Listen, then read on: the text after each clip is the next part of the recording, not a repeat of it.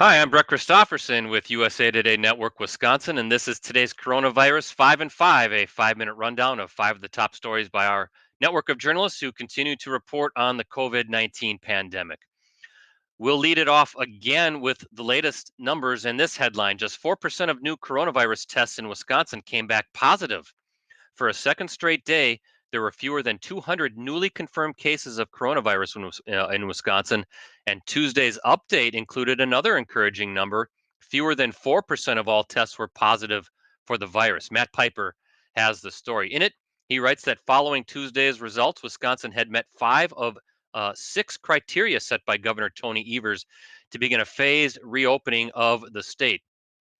Of more than 4,900 tests, 193 returned positive, the lowest number of positive tests announced since April 27th, and the lowest portion of new tests that were positive, 3.9%, since the state stopped including repeated tests of the same patients in its daily updates on March 30th. The total number of confirmed cases in the state are at 10,611, according to the Wisconsin Department of Health Services. Nine more people had died of COVID 19, however, increasing the state's total to 418. Moving on to this headline, Marquette Poll shows support slips over measures to restrict COVID 19. Partisan splits have emerged in the fight against the coronavirus pandemic, even as the public at large supports social distancing and other measures, according to Tuesday's Marquette University Law School poll.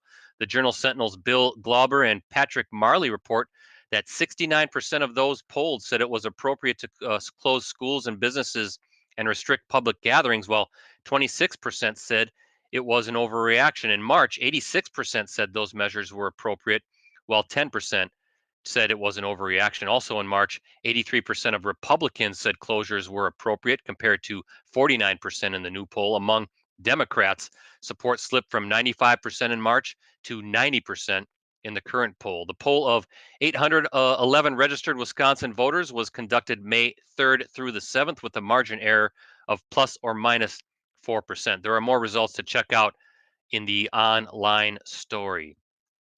Our next headline is of another summer event taken off the schedule. Coronavirus pandemic causes cancellation of Iola Car Show. The 2020 Iola Car Show and Swap Meet has been canceled due to the COVID 19 pandemic, but organizers are postponing the flea market and planning a different event. Organizers said Tuesday that the popular car show, which had been scheduled for July 9th through the 11th, needs thousands of volunteers and they can't go on without ensuring everyone's safety. They also said it's impossible to know what measures or mandates will be relaxed or removed by the time of the show. Instead, organizers are planning the first ever Rally for Iola that will include a drive through the show grounds and street crews to celebrate National Collector Car Appreciation Day on July 11th. The group is planning to hold the car show's swap meet and flea market in the summer or fall. Organizers said the dates will be chosen as more information becomes available. Jake Princeton and Caitlin Shuda have all the details in their story. Next comes a headline from the entertainment world. Green Bay's Tony Shalhoub reveals he had COVID 19. Green Bay native Tony Shalhoub is doing well after contracting the coronavirus last month. The actor revealed he and his wife, Brooke Adams, both had COVID 19, but have since recovered. He announced the news during an appearance from his home, and it was a serious moment that followed a funny video from Shalhoub back in character as Adrian Monk, the former San Francisco homicide detective with OCD from TV's Monk. Shalhoub starred in the role for 8 seasons and won 3 Emmy Awards. Kendra Minert has the complete story, which you can find online. And we'll close today's 5 and 5 with this headline. Epic Systems helped cities and hospitals add 80,000 beds at no charge. The Journal Sentinel's Guy Bolton profiles Verona based Epic Systems, one of the two largest software companies for electronic health records. Its software is used in almost all the country's academic medical centers. Guy opens his story by reporting how an epidemiologist from the New York City Department of Health and Mental Hygiene called Epic Systems on March 31st and asked if she could talk to someone about installing a system for electronic health records at a convention center in New York. The system would be for the medical station or field hospital being built to handle the projected surge in COVID 19 patients. Epic Systems, I should say, has since worked with an additional 31 medical stations in 28 states, and the medical stations had a total of more than 20,000 beds.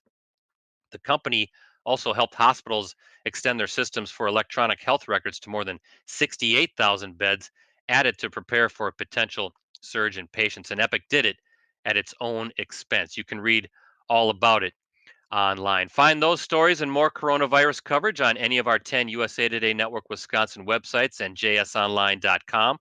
Two more things to get to before we call it a show for the day. First, look for a special coronavirus edition of our Newsmaker show on Wednesday at 4 p.m.